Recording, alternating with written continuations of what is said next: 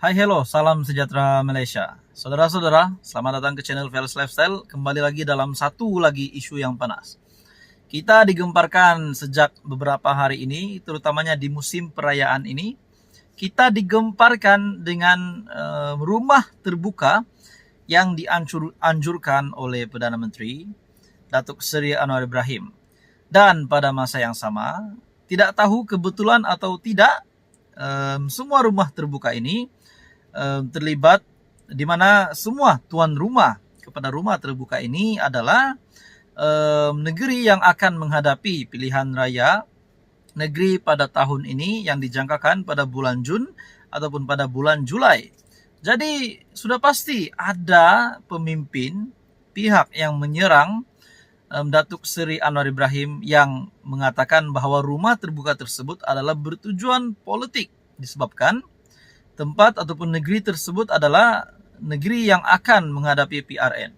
Akhirnya sebuah artikel dari Syahbudin.com yang bagi saya ini pasti saya boleh andaikan ini adalah nasihat untuk kerajaan untuk Datuk Seri Anwar Ibrahim. Saya boleh andaikan begitu saja. Ini adalah sebuah surat yang amat penting untuk Datuk Seri Anwar Ibrahim. Di dalam artikel Syahbudin.com, rumah terbuka PM tidak akan jadi pertikaian jika diadakan di semua negeri. Sehari dua ini nampaknya semakin banyak berlaku tindakan berbalas hujah antara PN di satu pihak dengan PH dan BN di satu pihak lagi berkenaan penganjuran rumah terbuka hari raya oleh Perdana Menteri di 6 negeri sebagaimana tarikh-tarikhnya telah diumumkan.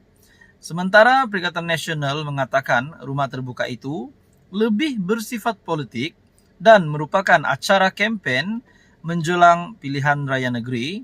PH dan BN sebaliknya sibuk mewajarkan bukan itu tujuannya. Ada yang mengatakan ia adalah usaha untuk Anwar Ibrahim bertemu rakyat.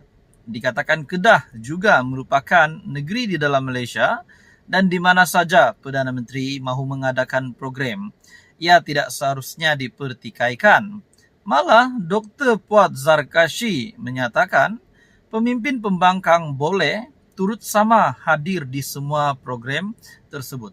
Jadi saudara-saudara, kalau ini adalah berkaitan dengan politik, berkaitan dengan persediaan kerajaan menghadapi pilihan raya negeri, di mana negeri yang diadakan rumah terbuka itu adalah negeri yang akan menghadapi PRN.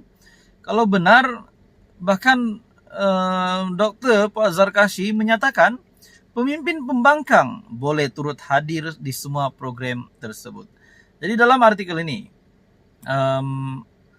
saya seawal 20 April lagi telah menulis artikel berkenaan penganjuran rumah terbuka itu dengan tidak terkecuali mengaitkannya dengan unsur politik dengan tajuk rumah terbuka hari raya atau rumah terbuka pilihan raya yang boleh dibaca.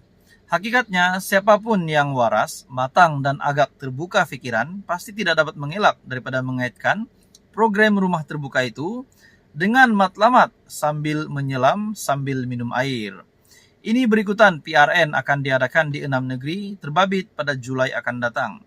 Kenapa hanya di 6 negeri terbabit saja diadakan jamuan rumah terbuka yang dihadiri Anwar menurut Syahbudin? Kalau bukan kerana ada PRN, adakah rumah terbuka yang dihadiri Perdana Menteri tetap diadakan di 6 negeri itu? Kenapa tidak diadakan di semua negeri? Jadi tak usahlah berlebih-lebihan dalam mengeluarkan hujah, kerana akhirnya ia akan dilihat seperti kartun saja kenampakannya. Silapnya tidak lain ialah sejak awal, Kabinet, pejabat Perdana Menteri dan pihak-pihak lainnya tidak cukup teliti dan berhati-hati dalam mengatur program yang mahu diadakan. Kita tidak nafikan kepentingan mempertahankan kuasa dan mengaut keuntungan politik dalam setiap program yang diatur, khususnya yang melibatkan Perdana Menteri. Semua kerja Perdana Menteri dan Menteri-Menteri adalah untuk mendapatkan sokongan rakyat atau bersifat politik kerana akhirnya setiap 5 tahun sekali mereka perlu berdepan dengan sokongan pengundi dalam bentuk undi.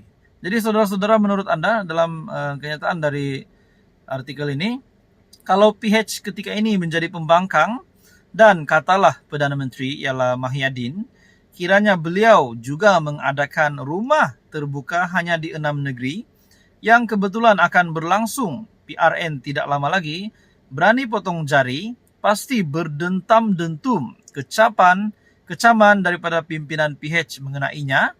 Abang Mat Sabu mungkin sekali lagi akan membaling mikrofon kerana tidak dapat menahan marahnya. Jadi nak salahkan siapa kalau bukan diri kita sendiri, menurut Syabudin. Jadi saudara-saudara, apa komen Anda? Teruskan bersama di dalam channel ini. Info padu, info hangat disediakan di dalam channel ini. Hai semua, salam sejahtera Malaysia. Selamat petang tuan-tuan dan puan-puan semua. Saudara-saudara, kita digemparkan dengan isu panas, dengan berita panas, berita luar biasa. Kononnya ada plot dan juga gerakan untuk menumbangkan, untuk menjatuhkan, menggulingkan Perdana Menteri Datuk Seri Anwar Ibrahim, untuk menjatuhkan kerajaan. Pada akhirnya, saudara-saudara, secara pribadi, pendapat saya secara pribadi, dalam gerakan itu mengatakan 10 ahli parlimen Barisan Nasional akan meletakkan jawatan bagi memberi laluan kepada PRK, supaya ada PRK, dan sekiranya mereka menang, ada lagi ahli parlimen BN dari Sabah dan Sarawak akan membantu mereka dan membantu Muhyiddin Yassin membentuk sebuah kerajaan baru menggantikan Datuk Seri Anwar Ibrahim, dan sekali lagi Muhyiddin Yassin akan menjadi Perdana Menteri. Saudara-saudara, tuan-tuan dan puan-puan semua, bagi saya ini satu perkara yang amat tidak relevan. Satu perkara yang saya tidak setuju. Takkanlah tiba-tiba nak tukar kerajaan lagi kan. Jadi saudara-saudara, akhirnya kita menantikan respon-respon daripada pemimpin-pemimpin yang terlibat di dalam kerajaan. Kita sudah pasti rakyat Malaysia menantikan satu respon yang dinantikan, bahwa perkara ini sah atau tidak, walaupun kita tahu ini adalah benda yang tidak berasas. Sedangkan Faisal Azmu sendiri menyatakan plot ini adalah tidak berasas. Jadi saudara-saudara, Wika Siong juga membuat kenyataan bahwa benda ini mengarut. Beliau kata mengarut, tidak berasas. MCA tak terbabit komplot guling kerajaan Anwar. Nah, ada satu respon yang kita nantikan, di mana dalam kenyataan terkini Timbalan Perdana Menteri 2, Datuk Seri Fadilah Yusof, mewakili GPS. Beliau membuat satu kenyataan, satu respon yang bagi saya ini pasti menutup mulut bagi pemimpin-pemimpin ataupun siapa sajalah pihak yang mengiyakan gerakan ataupun plot untuk tumbangkan, untuk gulingkan Datuk Seri Anwar Ibrahim. Dalam kenyataan Timbalan Perdana Menteri Datuk Seri Fadilah Yusof, dalam sebuah kenyataan, beliau mengulangi pendirian Gabungan Parti Sarawak ataupun GPS untuk memastikan Kerajaan Persekutuan sekarang kekal stabil dan kukuh untuk meletakkan Malaysia di landasan tepat bagi memulihkan ekonomi dan memastikan kesejahteraan rakyat. Nah, saudara-saudara, tuan-tuan dan puan-puan, Timbalan Perdana Menteri Datuk Seri Fadilah Yusof sendiri telah mengumumkan perkara ini. Takkanlah tiba-tiba pula ada lagi pihak nak gulingkan kerajaan Anwar. Bagi saya, secara pribadi, mengikut penelitian saya, sudah pasti kalau ada plot ini, sudah pasti Timbalan Perdana Menteri 2, Datuk Seri Fadilah Yusof sendiri tidak akan bersetuju dengan perkara ini. Dalam kenyataan Timbalan Perdana Menteri ini, melalui sebuah artikel dari BH Online, kerajaan tidak letak syarat beri peruntukan.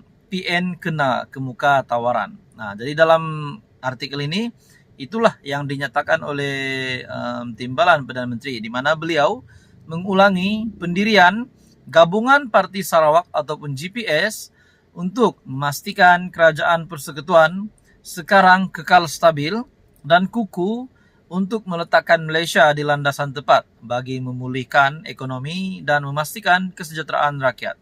Baru-baru ini juga di dalam artikel Syabudin.com melalui sebuah kajian kajian Ipsos kalau saya tak silap, 2/3 setuju Perdana Menteri Datuk Seri Anwar Ibrahim berada di landasan yang tepat untuk memimpin negara pada hari ini. Jadi saudara-saudara, apa komen Anda? Ini satu kenyataan yang amat mengejutkan. Teruskan bersama di dalam channel ini, info padu, info hangat disediakan di dalam channel ini. Jangan lupa tekan butang like, share, dan subscribe.